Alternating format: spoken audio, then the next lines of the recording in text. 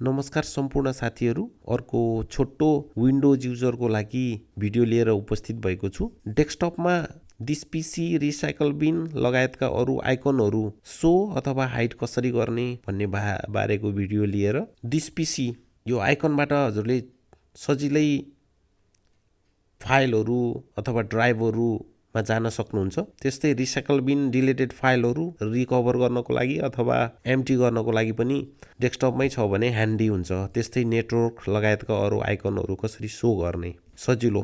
Right click गर्नुहोस् डेस्कटपमा, personalise, त्यसपछि यो पर्सनलाइजेसन अप्सनको राइट साइड स्क्रोल गर्दै जानुभयो भने थिम्स, अलि तल स्क्रोल गर्नुभयो भने डेस्कटप आइकन सेटिङ भन्ने अप्सन हुन्छ। त्यसमा गएर हजुरहरूले यो चेक बक्सलाई टिक लगाउनु भयो भने, सपोज अहिले नेटवर्कको लागि टिक लगाइदिएर मैले एप्लाई गरेर ओके गर्दै हजुरले नेटवर्क आइकन देख्नुभयो।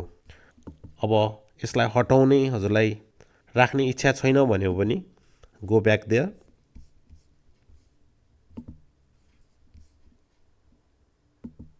र अनचेक आइकनहरूलाई अनचेक गर्नुहोस्, अप्लाई, ओके। सजिलो। आशा छ भिडियो उपयोगी भयो होला। यस्तै भिडियोको लागि च्यानललाई सब्स्क्राइब गर्न नबिर्सनु होला। धन्यवाद।